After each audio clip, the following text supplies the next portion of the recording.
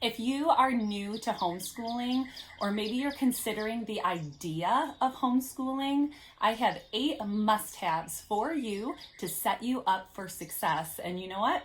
They may surprise you.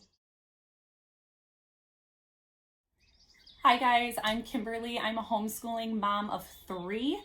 And today I am coming to you with some must-haves that I feel will really set you up for success. I am out here in my sunroom. It is beautiful outside. You're gonna hear the birds chirping, and it just felt like a really nice setting to shoot a video. So, number 1 on our must-have list to set you up for success in homeschooling, the must-haves, is a rhythm or a schedule.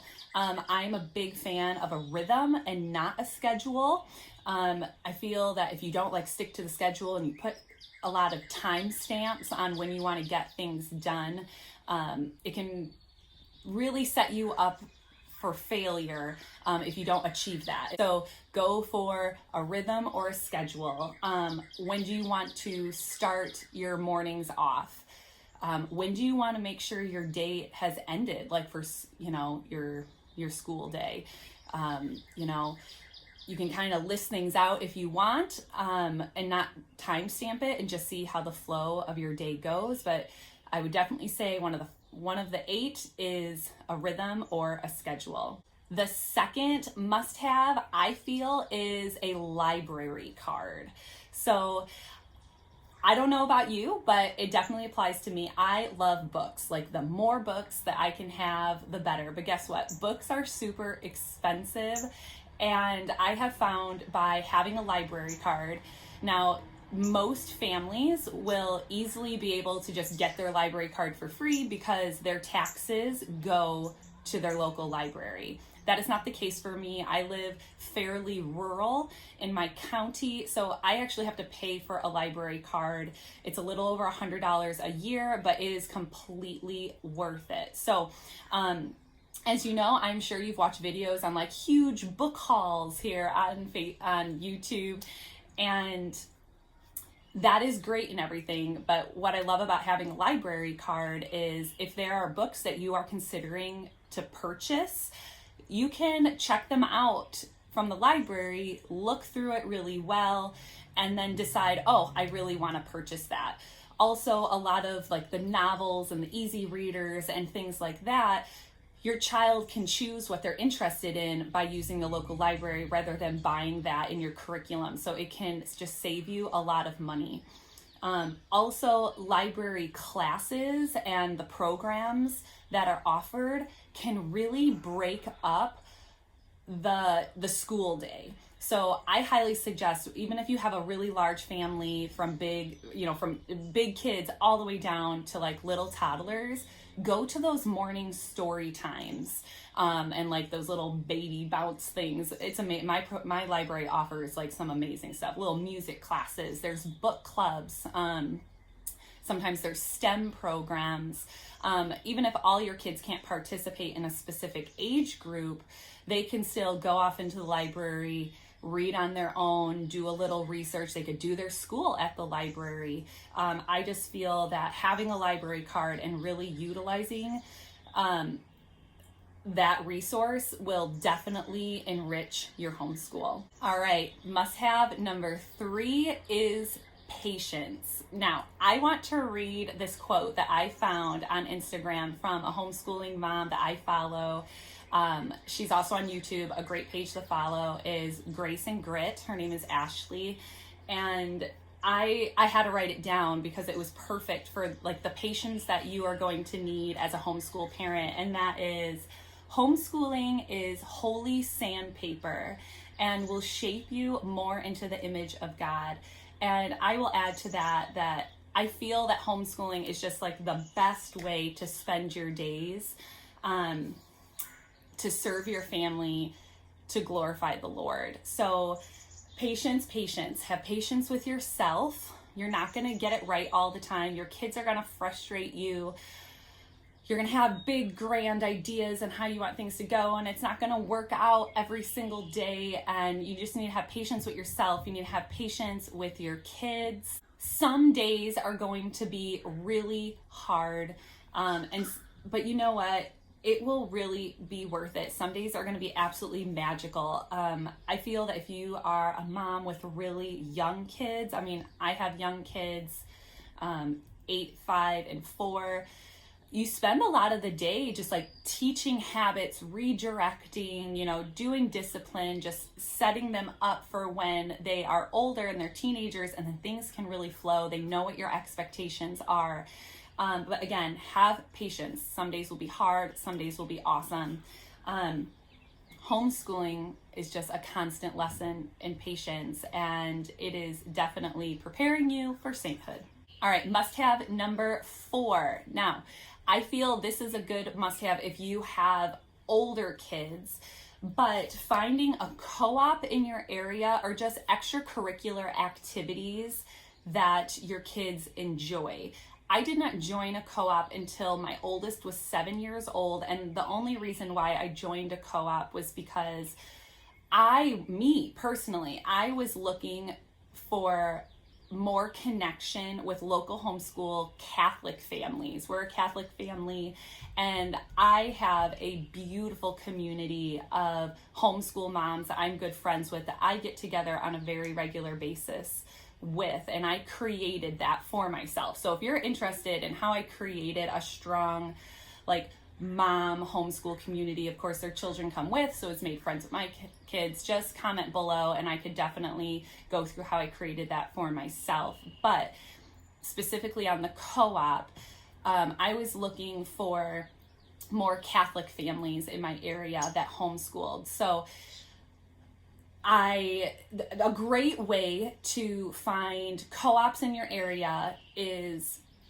honestly, if you're not on Facebook, I don't blame you, for one, right? It can just add a lot of yuck to your life that some people just don't want, and I completely understand. But what I do like about Facebook is all of the private groups that are on there. It just makes it so easily accessible to connect with a lot of people locally or far away. So I'm a part of a lot of homeschool groups in my area. You ask what co-ops are in your area, and then you find them, and you can just find it really easily that way. You could also Google search it, but sometimes co-ops don't update their websites very well.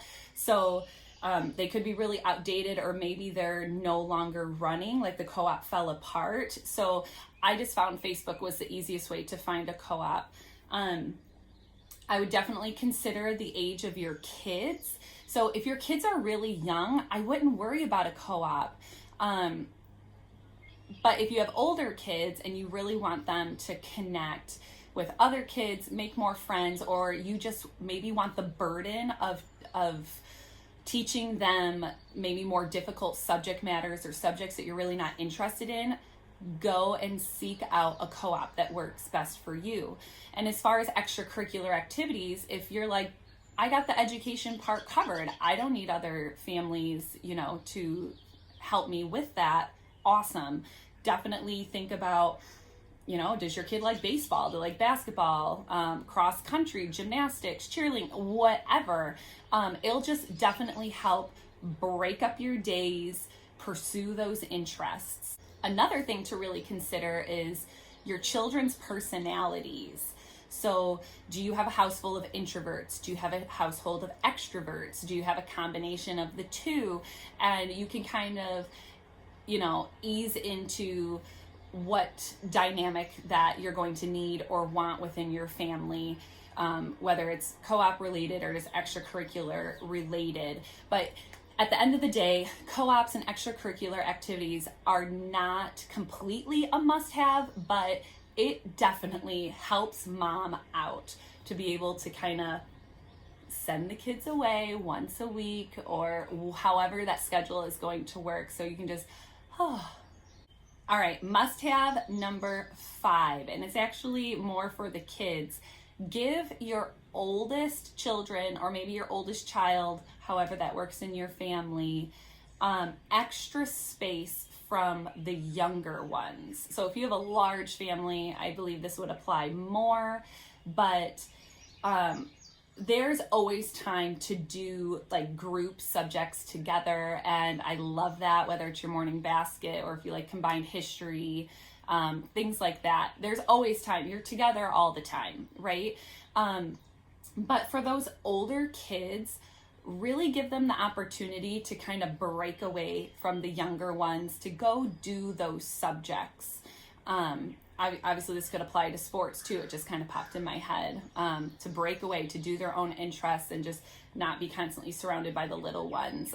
My oldest, she really needs like quiet. And when she's reading, when she's doing math, like if my two other ones are singing a song right next to her, or, you know, bouncing on the couch while she's trying to read a book, like she just really can't like ignore it. And some kids can, but she just needs alone time to get deep into her studies in specific areas. So over time, if you notice that, it doesn't matter if they're young or old, but your older ones, if they're struggling in a subject area, whether it's reading or it doesn't matter what the subject area is, but really pay attention to the environment in which they are trying to do those subjects in, and you will make a observation like, wow, this room is actually really noisy. The TV's on while she's trying to do math,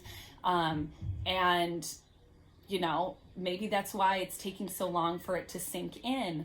Or, you know, once again, you have a younger sibling that's bouncing, being noisy or whatever, or you're sitting at the table all together and you're teaching one, and just the talking that's happening at the table is just being really disruptive to the older ones that are trying to focus and teach themselves. So definitely give your oldest the extra time to step away from the younger ones. Must have number 6 is one that I know has personally really helped me in those early years of homeschooling, and I still do it to this day. Reading books that were written by other homeschool parents, or even just reading books about children and behavior and how the brain works. I have a video on that. I can link it below, on some of my favorite like homeschooling mom books. You can watch that if you like. But I have read so many, and each and every one has merit, and you get something out of it. And it's just great food for thought, helping you on your journey, staying motivated. Not only is it supporting those other homeschool moms when you're reading their book or purchasing their book, but it's also really going to feed your soul. All right, number 7 is scheduling a mom break. It doesn't matter if you have older kids or younger kids. I think this would definitely apply a lot more if you have younger kids. But there is no shame in scheduling breaks throughout your day, whether it's a mom break. I heard one mom call it a study hall. It made her feel less guilty, about, it definitely made her feel less guilty about like needing some downtime. Now, I'm an extrovert, so I don't think I need as many breaks as maybe an introvert would definitely need, but I do need some time throughout the day where it's 10 minutes here, 15 minutes here of just like, let me be, just like, let me sit, let me have a break. And I think if you have like tiny babies, that's a little different, but you can definitely train your kids to be like, all right, mom's having a break. We're not going to talk to her for 10 minutes. So if you have young kids, if that's nap time, like you can go and do something that is self-care for you. You could also do quiet story time or quiet reading time. I did quiet reading time for quite a bit, and I bring it in and I take it away and I bring it in. I struggle with consistency for that, but you just bring out a bunch of books and the kids have to sit on the couch. I literally set a timer for 15 minutes of quiet reading time, or mandatory outdoor playtime. Like, go outside. I need to clean the kitchen. I want to listen to a podcast. Or, I mean, you don't have to give them the reason what you're going to do while you're inside, but just like scoot your kids outside. At the end of the day, self-care is so important, and you can't keep giving and giving and giving to your kids if you have nothing to give, if you're just so drained. If you need some ideas on self-care, I do have a video for that as well. I can link it below. But yeah, make sure you schedule in mom breaks, even if you need like quiet hour, or whether it's 10 minutes or an hour. Don't feel guilty about needing to schedule that in to just keep peace in your mind and flow going in your day. All right, we got a little helper here. All right, must have number 8 to homeschool successfully is trust. Trust is key. You need to trust in the process that you're doing. You need to trust in the Lord. You may not see the progress right away, but just keep chugging along, and before you know it, that aha moment is going to happen, and it's just going to feel so good, especially if it was a really bumpy road to get there. But I can tell you that the first time, like, my kids learned all their letter sounds and how proud they were, and the first time they were able to start blending those sounds together to create words, the first time they understood the concept of math, like 1 + 1 = 2, you know, all those things, and they get so excited that they figured it out, and they look at you and their eyes are so big. There is nothing more fulfilling to a mama's heart when you are the one getting to witness that, and not sending your kids away for 7 to 8 hours a day and having a complete stranger see that light bulb. You're like, oh my goodness, we did this together. And just trust that you are doing enough. Kids are learning all the time. They are learning when you're reading to them. They're listening to audiobooks. They're learning every trip to the grocery store. They are learning every documentary that they watch while they're playing outside, whether they're doing an extracurricular activity, whatever. Your child is learning all the time. And guess what? You are too.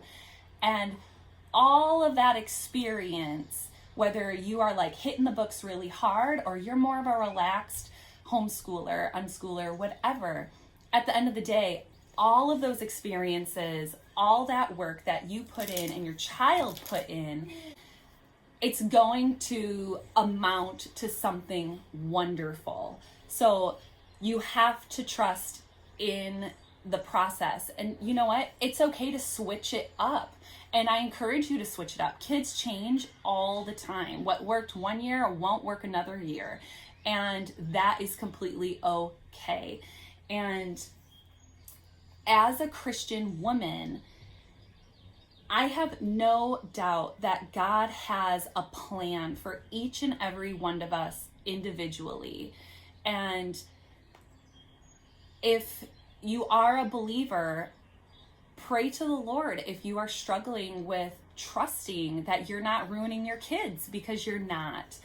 And He will give you all the grace that you need on this marathon, because homeschooling is a marathon. It is not a sprint. So I hope you found value in this video. I hope you have a wonderful day.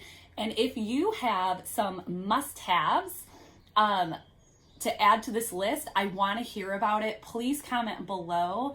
And if you feel there is someone in your life that is considering homeschooling and would like this video, why not share it? All right, you guys have a great day. Bye-bye.